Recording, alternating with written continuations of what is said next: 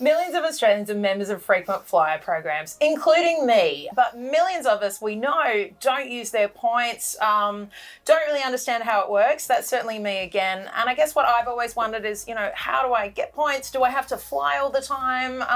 How does it all work? Yeah, well, that's a really common misconception. The idea that these are only good schemes to be in if you fly all the time, and it's only those high-flying types who are actually going to be able to use them. But the reality is that anybody can take advantage of frequent flyer points. It's not hard to do. You do not have to be one of those high-flying executive types. Good news. This guy on the couch is Angus Kidman. He's our editor-in-chief here at Finder and our residence points guru. I'm going to press Gus on what I can do to get more points, how I can get these elusive flights that you talk of, and find out how to use the system so my points just don't go down the drain like they have been so far.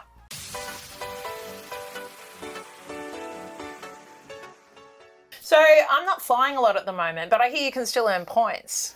Yeah, so there are two really good ways to earn points that don't involve flying. I fly a lot, but I still earn more points with these other methods. So the first one that you want to think about is using a credit card. The second one is just your everyday shopping. Both great ways to earn points. So tell me about credit cards for starters. Okay, so with credit cards, again, there are two ways you can earn points. The first one, and the really good one, is you sign up for a bonus offer, which is where you get a big chunk of points, typically maybe 50,000, 100,000 points, just for signing up with the new credit card. Oh, so you get them straight away just by signing up with the card? Yeah, it's part of the bonus introductory offer. So, cool. And what's really nice about that is that immediately you feel like, hey, I've got something here. I'm not just sitting on my small unimpressive points total. So that's the first stage, is getting those in. And then secondly, rewards cards work. So every time you use that card, you earn points for what you spend. So for every dollar that you spend on the card, you'll typically get a point back.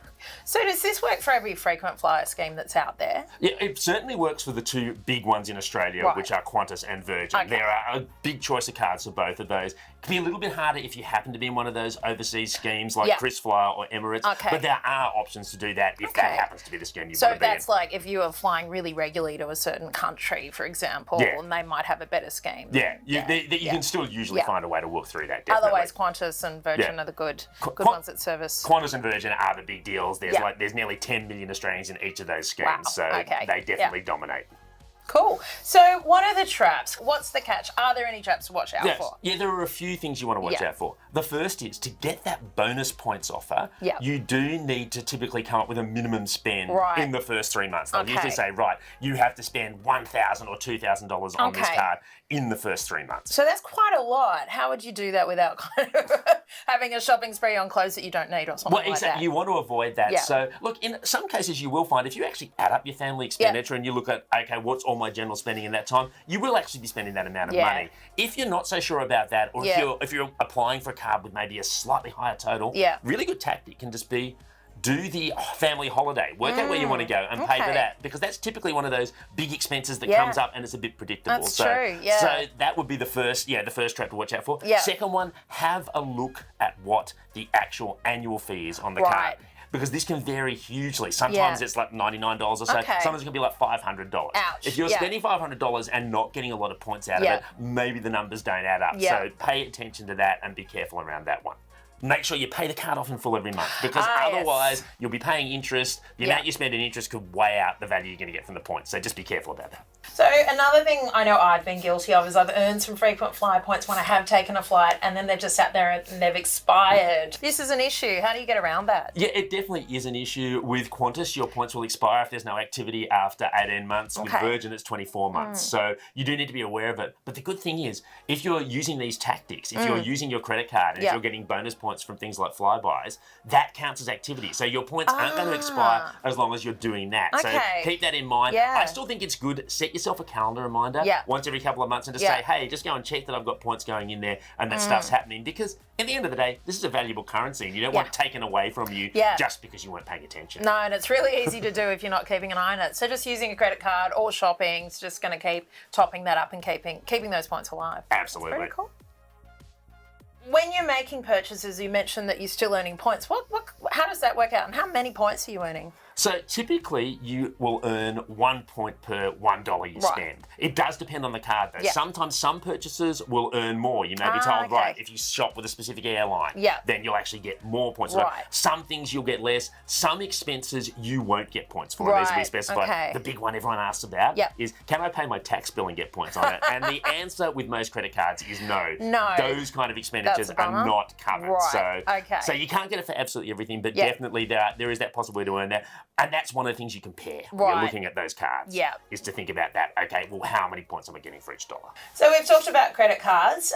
You mentioned just shopping. So tell me all about that. One of the best options are the supermarket rewards schemes. Okay. People are familiar with these. So Flybuys, Woolworths rewards are the big ones. And again, most people are members of those. We're used to the idea that with those, well, you just get $10 off your shop every so often. That's normally how people use those points. But you can actually convert them into frequent flyer points instead. And again, you can get more value from them that way. So Woolworths Rewards is aligned with Qantas and Flybuys is aligned with Virgin. So to some extent, which supermarket you choose would drive that. But all the shopping you do there will add points in. And then you can really supercharge that when they have bonus points offers where they suddenly say, right, instead of just earning 1 point per dollar that you spend, suddenly they're saying, hey, you'll get 1,000 Flybuys points for doing this or doing that. So if you use those things strategically, big points totals you can get there. The one I really like, and I think nearly every family can take advantage of, is with Netflix. Netflix gift cards regularly come out where they say, right, buy a Netflix gift card, and then you'll get 1,000 or 2,000 bonus points. Oh, wow. And everyone's paying for Netflix anyway. You're already doing that. So you just buy the gift card, apply that to your Netflix account, and then big bonus points total you've got without actually changing your habits at all. So that's one of my favourite ones. And there are other ways that you can do shopping which will get bonus points as well. So there are different partnerships for each airline. So if you buy petrol from BP, you can get Velocity points. If you get food delivered from Deliveroo, you can get Qantas points. Wow, okay. So and how do you find out about, when they're doing the bonus offers and how's the best way to stay on top of all of that kind of you're stuff? actually they're actually pretty good at keeping you informed themselves. If you sign up and you're on the email list for your airline, your credit card, you will hear about the little self-plug on Points Finder. We also will keep people up to date with that. But if you're committed to it, it's not hard to stay on top of those things. No, I mean, that's really cool. Like you said, this is everyone's doing a weekly shop. Pretty much everyone has Netflix. These are all kind of set and forget things. So this is a really good tactic just to keep loading up those points as well as...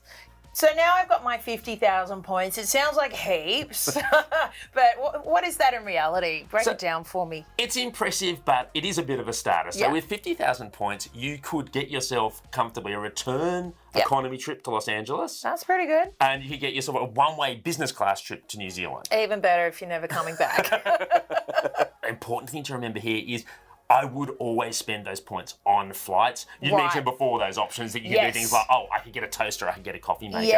But you're just not going to get the same value from those points. So my rule of thumb is always, I want to say for every 1,000 points I spend, I want to get at least $20 worth of value. So now I've followed all of Gus's tips. I've got all my points. Okay, but one thing I've heard about is it's really hard to book flights. You've got to book them 2 years in advance. How do you get around that? Is that true? How does it all work?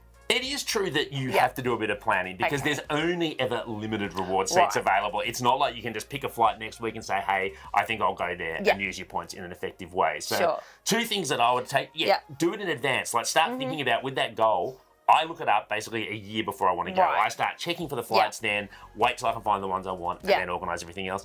The second thing is there's a big ambition where everyone says, well, I always want to fly business class. And those are harder to get. The reality is that if you're trying to fly during peak periods and you can get an economy flight, that's still going to represent really good value. So sometimes the goal shouldn't be about, I want the luxury flight. It might be about saying, hey, this way the family can afford to go on this holiday because we're not paying all that money for the flights. So I would look at it that way. Okay. And what about upgrading? Using your points to upgrade. Is that a thing as well? It's definitely a thing, and you can get really good value from upgrading. But I will say this is the one area where, your frequent flyer executive does have an advantage because upgrades get offered first to the highest status members of those schemes. So it's always worth checking to see if an upgrade's available if you're flying somewhere. But I think if you're being realistic, it's more likely that you're going to get the free flight than the free upgrade. Rather than the upgrade. So I'm actually pretty sold. I'm going to reform my bad frequent flyer ways and go and apply for a credit card.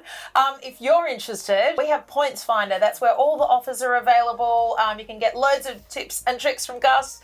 And of course, you can go in and compare the credit cards that might suit you. All the links are in the description below. Let us know what you think.